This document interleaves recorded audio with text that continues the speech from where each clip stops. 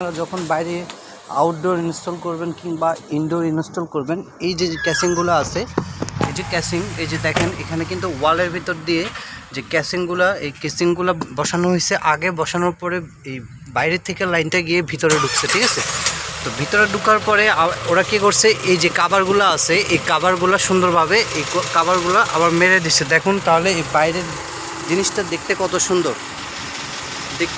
সুন্দর হয়েছে। কিন্তু আমাদের বাংলাদেশে যারা নতুন এসি ব্যবহার করতেছেন, আমি তাদেরকে বারবার বলবো, ভাই আপনারা আপনাদের বাসায় এসি ইনস্টল করার সময় টেকনিশিয়ানকে ঠিক এই ক্যাসিংগুলো কিনে দিন। এগুলো বাংলাদেশে যে কোনো হার্ডওয়্যার দোকানে পাওয়া যায়। 4x4 ক্যাসিং, দেখতে আপনাদের এসি আসলে অনেক সুন্দর হবে। ভিতরেও আপনারা এইভাবে ক্যাসিং ব্যবহার করবেন, দেখবেন তাহলে আপনাদের একটা সৌন্দর্য ফুটে উঠবে বাসার ভিতরে।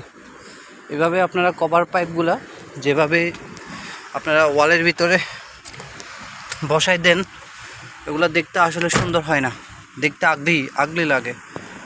আরেকটা কথা হচ্ছে ভাই, আপনারা যারা বাসা বাড়িতে এসি ইনস্টল করেন তাদেরকে আমি বারবার বলবো, আমি বলতে চাচ্ছি, আপনারা প্লিজ দয়া করে কভার পাইপগুলো এইভাবে ওয়ালের সাথে ইনস্টল করার সময় যেভাবে পাইপগুলো রাখেন, এগুলো দেখতে খুবই অসুন্দর লাগে। সেক্ষেত্রে আপনারা এই 4x4 কেসিংগুলো ব্যবহার করতে পারেন। সেগুলো কিভাবে ব্যবহার করবেন, ঠিক আছে, আমি একটা বিষয় আপনাদেরকে দেখিয়ে দিই। ধরুন এটা হচ্ছে আমার ওয়াল, সেক্ষেত্রে আপনারা এই ওয়ালে যতটুকু প্রয়োজন ঠিক অতটুকু এভাবে বসাই দিবেন। যেভাবে প্রয়োজন সেভাবে।